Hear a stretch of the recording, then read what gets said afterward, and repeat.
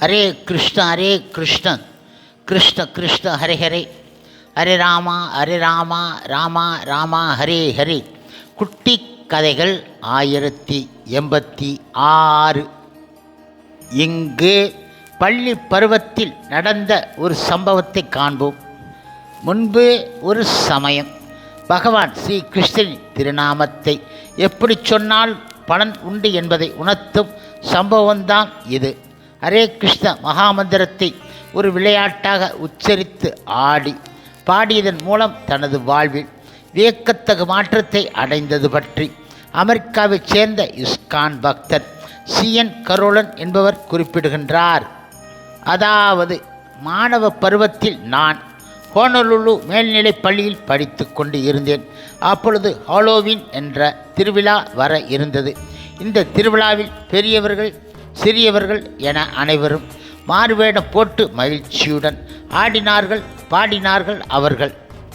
இப்பொழுது நானும் எனது நண்பன் பிரையன் இருவரும் ஹாலோவீன் மாறுவேட திருவிழாவில் இந்த வருடம் புதுமையாக செய்ய நினைத்தோம். அந்த சமயம் அமெரிக்காவின் புதுமை என்னவென்றால் ஹரே கிருஷ்ண பக்தர்கள்தான் ஆகும். எனவே என் மனதில் உடனே தோன்றிவிட்டது, ஹரே கிருஷ்ண பக்தர் போல் உடை அணிய வேண்டும் என. எனது நண்பனும் சரி என ஆமோதித்தான். உடனடியாக இருவரும் அருகில் இருந்த காஸ்டியூம்ஸ் கடைக்கு சென்றோம். அங்கே காவி உடைகளையும் வட்ட வடிவமான 2 கர தாளங்களையும் வாங்கி கொண்டோம். மறுநாள் இருவரும் சொல்லி வைத்தார் போல ஒரே மாதிரியாக ஹரே கிருஷ்ண பக்தர்கள் போல் உடை அணிந்து கொண்டு பள்ளிக்கு சென்றோம். இப்பொழுது எதிர்பார்த்தது போல எல்லோரது பார்வையும் எங்களை நோக்கித்தான் தெரிந்தன. என்ன இந்த வேஷம் என பலரும் ஆச்சரியமாக கேட்டார்கள். தெரியாதா உங்களுக்கு இதுதான் ஹரே கிருஷ்ணா என்றும் சந்தோஷமாக அன்று முழுவதும் பள்ளி முழுவதும் இங்கும் அங்கும் சென்றோம். தெரிந்தவர்கள் கேலியாக ஹரே கிருஷ்ணா என அழைத்தார்கள். இப்படியாக பகல் முடிந்து இரவு வந்துவிட்டது. ஹாலோவின் திருவிழாவின் முக்கிய கட்டமே இரவு பொழுதுதான். ஏராளமான பேர் இப்படி மார்வேஷம் அணிந்து வருவார்கள். நாங்களும் இதே உடையில் விழா நடக்கும் முக்கிய பகுதிகளுக்கு சென்றோம்.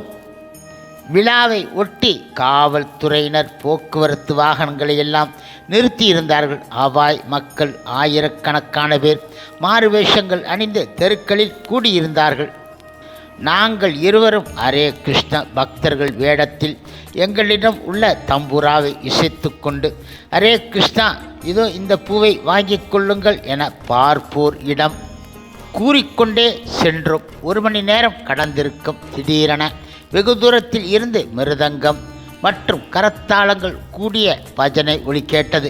சற்று மெல்ல மெல்ல அருகில் சென்று பார்த்தபோதுதான் தெரிந்தது, தூரத்தில் வருவது நிஜமான ஹரே கிருஷ்ண பக்தரின் கூட்டம் என தெரிந்து கொண்டோம். நாங்கள் அப்படியே சம்பித்து போய்விட்டோம். அவர்களோ எங்களை பார்த்து விட்டார்கள். நாங்கள் பயந்து கொண்டே அமைதியாக நின்று விட்டோம். அவர்கள் ஒரு ஹரே கிருஷ்ண பக்தர் மட்டும் எங்களை அணுகி ஹரே கிருஷ்ணா, இப்படி யாராவது இங்கு இருப்பார்கள் என எதிர்பார்த்துத்தான் நாங்கள் வந்தோம் என்றார்கள். எங்களை கண்டிப்பதற்கு பதிலாக அவர்களுடன் எங்களை அழைத்துச் சென்று ஹரே கிருஷ்ண மகா மந்திரத்தை இன்னும் நன்றாக கற்றுக் கொடுத்தார்கள் அவர்கள். ஹரே கிருஷ்ண மகா மந்திரத்தை நாங்களும் அவர்களுடன் சேர்ந்து பாடினோம், ஆடினோம், ஆரம்பித்தோம். பின்பு எங்களிடம் 2 பிரசாத பைகளை கொடுத்து எல்லோருக்கும் விநியோகம் செய்யுமாறு கூறினார்கள். நாங்களும் எங்களுக்கு தெரிந்த வகையில் பிரசாதங்களை விநியோகம் செய்தோம். கூடவே ஹரே கிருஷ்ண மகா மந்திரத்தை அரை குறையாக பாடிக்கொண்டே இருந்தோம். நாங்கள் இப்படியாக 3 மணி நேரம் ஆடினோம், பாடினோம். பின்பு நாம சங்கீர்த்தனம் முடியும் தருணம் வந்துவிட்டது. அவர்கள் எல்லோரும் கீர்த்தனை முடித்து கொண்டு கோவிலுக்கு திரும்ப தயாராகிவிட்டார்கள். புறப்படும் முன் அவர்களில் ஒருவர் என்னிடம் வந்து, நீங்களும் எங்களுடன் வருகின்றீர்களா என கேட்டார்கள். அதற்கு நானோ இப்போது வேண்டாம், பிறகு ஒரு நாள் நாங்களே வருகின்றோம் என கூறிவிட்டேன். பின்பு நாங்கள் இருவரும் மட்டும் மீண்டும் ஹரே கிருஷ்ணா என்று பாடிக்கொண்டே சென்றோம். வழியில் இன்னொரு நண்பரும் சேர்ந்து கொண்டார். அவருக்கு நாங்கள் கற்ற ஹரே கிருஷ்ண மகா மந்திரத்தை சொல்லிக் கொடுத்து பாட வைத்தோம். சிறிது நேரத்திற்கு பின்பு எங்களுக்கு பயங்கர தாகமாக இருந்தது. அருகில் இருந்த ஒரு உணவு விடுதிக்கு சென்றோம் நாங்கள். அங்கும் இந்த ஹாலோவின் திருவிழா விமர்சையாக நடந்து கொண்டு இருந்தன. பலரும் பலவிதமான வேஷங்களில் வந்து இருந்தார்கள். பேய், பூதம் போன்று வேஷம் தரித்த சிலரும் இருந்தார்கள். அனைவரும் சந்தோஷமாக உணவருந்தி கொண்டு இருந்தார்கள். எங்களிடமோ நிறைய பணம் கிடையாது. உடனே ஒரு யோசனை தோன்றியது. விடுதி மேனேஜரிடம் சென்று நாங்கள் கூறினோம், நாங்கள் மாணவர்கள், இந்த புதிய உடையில் வந்து இருக்கின்றோம். எங்களுக்கு ஒரு புதுவிதமான பாடல் தெரியும். நாங்கள் நன்றாக பாடினால் இலவசமாக குளிர்பானங்கள் தருவீர்களா என கேட்டோம். இப்பொழுது அவரும் ஒத்துக்கொண்டார். உடனே நாங்கள் ஆரம்பித்தோம் பாட. 3 பேரும் ஹரே கிருஷ்ண மகாமந்திரத்தை சேர்ந்து பாட ஆரம்பித்தோம். மெல்ல மெல்ல எங்களைப் போல் எல்லோரும் பாட ஆரம்பித்தார்கள். சீக்கிரத்திலே ஆர்வத்துடன் பாடினார்கள். எங்களுக்கோ பெரிதும் மிக ஆச்சரியமாக இருந்தது அந்த விஷயம். கிட்டத்தட்ட 1 மணி நேரம் எப்படி சென்றது என்று தெரிய கிடையாது. எங்களை அறியாமலேயே ஹரே கிருஷ்ண மகாமந்திரத்தை ரசித்து பாடினோம்.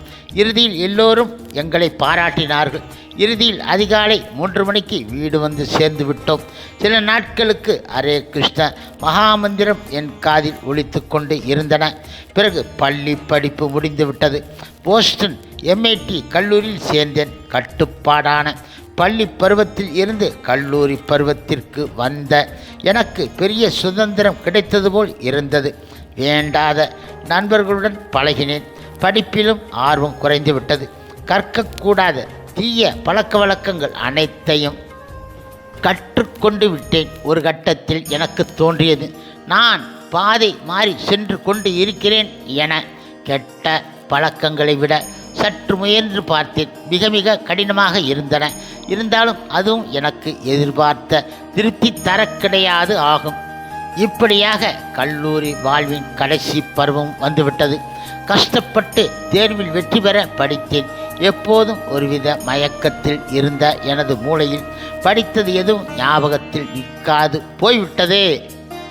இந்த தருணத்தில் எனக்கு ஒரு நல்ல வாய்ப்பு கிடைத்தது. ஒரு நாள் எனது நண்பர் எனக்காக ஒரு ஆன்மீக புத்தகத்தை கொடுத்தார். அந்த புத்தகத்தின் தலைப்பில் மெசேஜ் ஆஃப் காட்ஹெட், கடவுளின் செய்தி, எழுதியவர் ஆசா பக்திவேதாந்த சுவாமி சில புரோபாதர் என்று அச்சிடப்பட்டு இருந்தது. அது அந்த புத்தகத்தை அப்பொழுது நான் தீவிரமாக படிக்க கிடையாது. அந்த நண்பர் இஸ்கான் போஸ்டனைச் சேர்ந்தவர். அவரை நான் அடிக்கடி கிண்டல் செய்வேன், சீண்டி பார்ப்பேன். ஆனால் அவர் எந்த எதிர்ப்பும் தெரிவிக்காமல் அமைதியுடன் என்னிடம் பதில் பேசுவார். எனக்கு அது மிக மிக பிடித்து போய்விட்டது. அவரிடம் இருந்த உயர்ந்த சுவை எனும் ஹரே கிருஷ்ண சமையல் புத்தகத்தை வாங்கி படித்தேன்.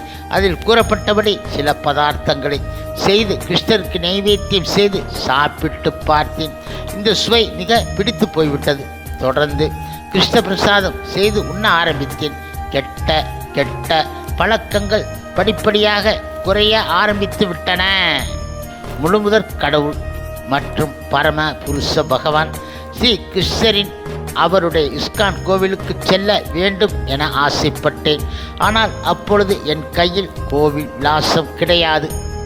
இந்த நிலையில் ஒரு நாள் மகா மந்திரத்தை கூறியவாறு நடந்து கொண்டு இருந்தேன்.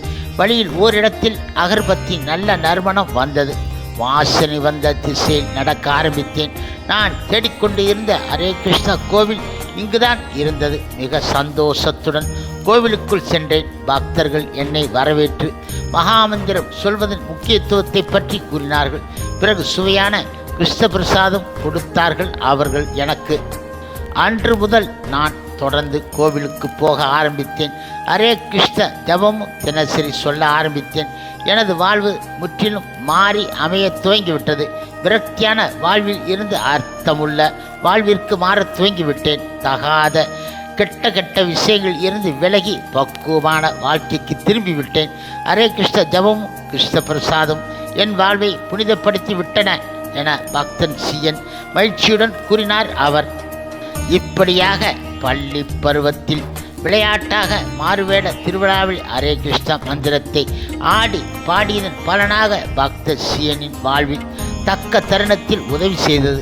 எனவே பகவான் கிருஷ்ணன் திருநாமம் அதி அற்புதமான சக்தி வாய்ந்தது. பகவான் கிருஷ்ணன் திருநாமத்தின் சக்தி பகவானின் விசேஷ கருணை நமக்கு தர உள்ளது ஆகும். ஹரே கிருஷ்ணா கிருஷ்ண கிருஷ்ண ஹரே ஹரே, ஹரே ராமா ராமா ராமா ஹரே ஹரே. சில பிரபுபாதர் சேவையில் இஸ்கான் பக்தர்கள்